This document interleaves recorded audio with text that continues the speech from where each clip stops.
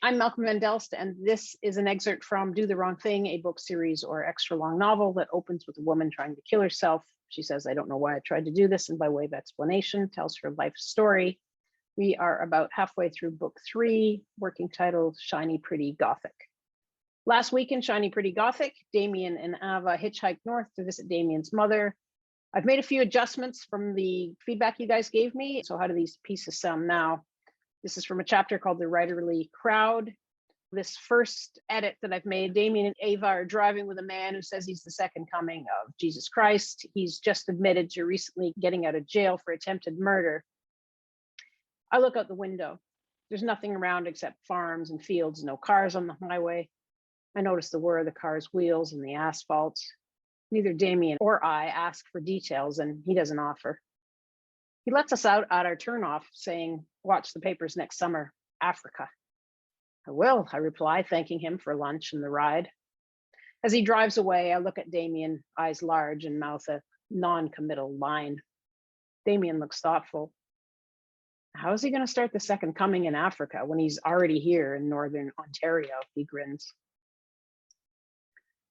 So I'm wondering if that ending is better than what I had, if it ties it up a little. And then the next piece, Damien and Ava arrive at Damien's mother's cottage where they discuss her health problems and Damien's brother's alcohol abuse. This glamorous rock and roll rebellion dazzled me when Damien told me about it, but now, when Shirley says something about Chris's drinking and hoping he's not going to turn out like Terry, I look from her to Damien to her again. Shirley is on the CBC. She's been doing her morning talk show for almost 20 years. Damien's father began a Northern Ontario workers' rights newspaper in the 60s and ran it for 20 years before folding it up. Both of Damien's parents wrote porn when they were young. Writing anything was better than having to take any other kind of job, Damien had explained. I had thought of Damien's parents, Damien and Chris, as almost godlike in their bucking of normalcy and being on the radio and being a publisher. But now, they're such gods. Why do they have drinking problems and health problems brought on by themselves? Why don't they run things or at least own their own lives? So I'm wondering if that ending is better. And going on to the next chapter called Ghosts in the Stomach. Part woman, part tree. I know where the tree part comes from. I'm sitting in the comfy green armchair my mom insisted I bring from the farm, my hair lifted up and spread over the top as if the chair and I are one unit. I lean back and watch.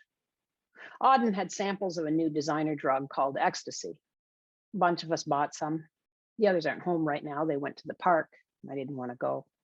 I'm tripping in my own way, I guess. First, I was, those dolls made by carving a peeled apple, letting it dry, then placing the wrinkled head on a body wearing a gingham dress. I was one of those. My dad's mom looks like an apple doll, tiny, wrinkled with sparkling eyes. Cute. I'm not like her. I wish I was. Then I became what I am now, a tree woman.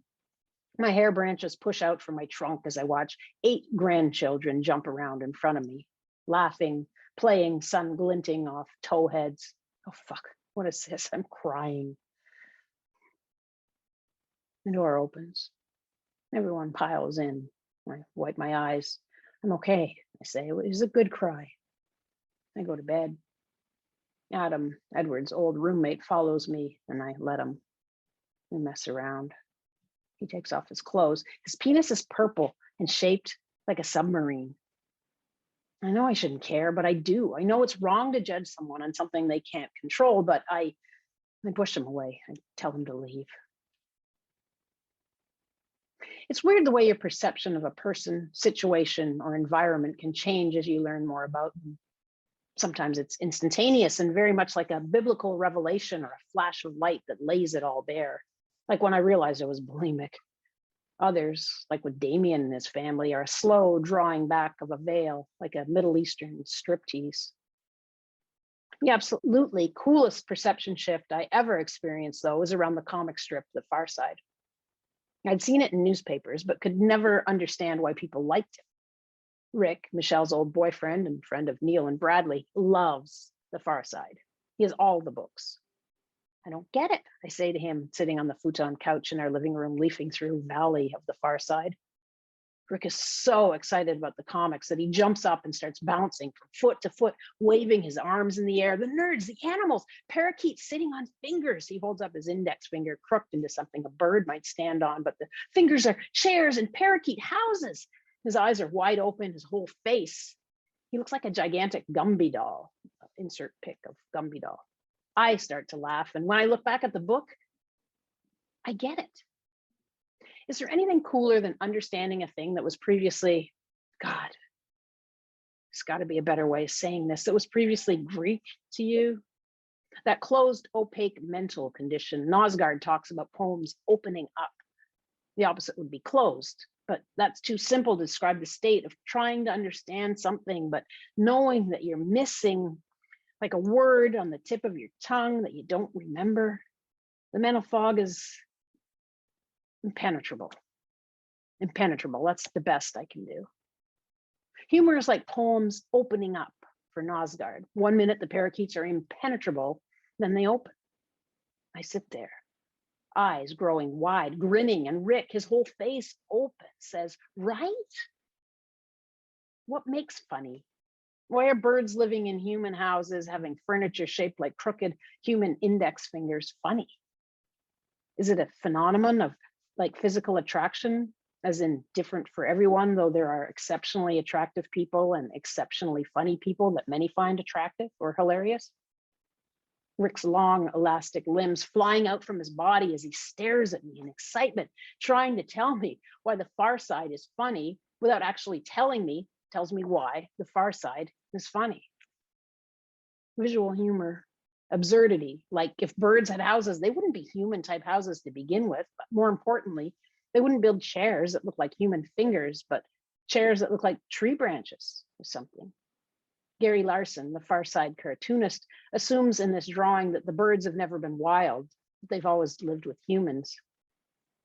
I suppose there are generations of domesticated parakeets that have never lived in the wild that might actually believe that human fingers make the best chairs.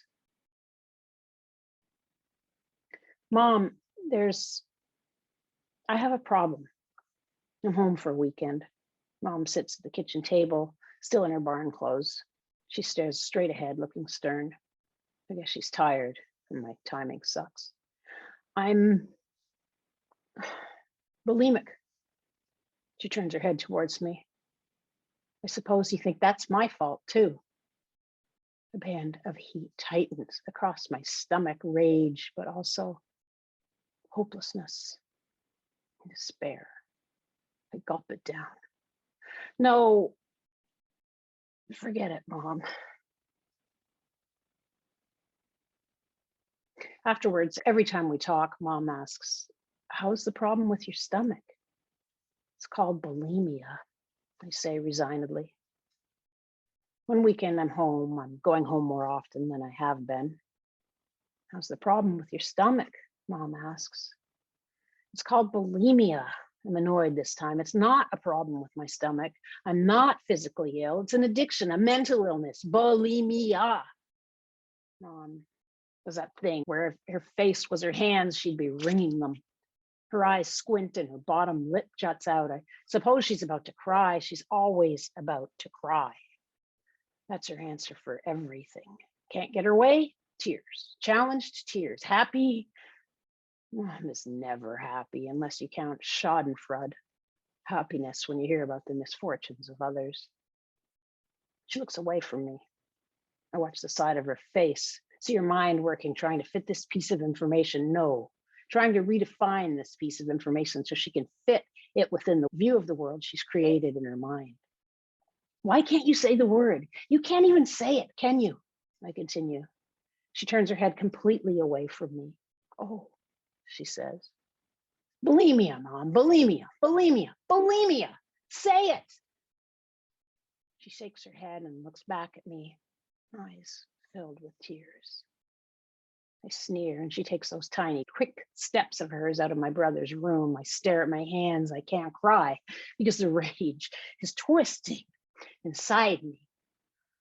I want to scream.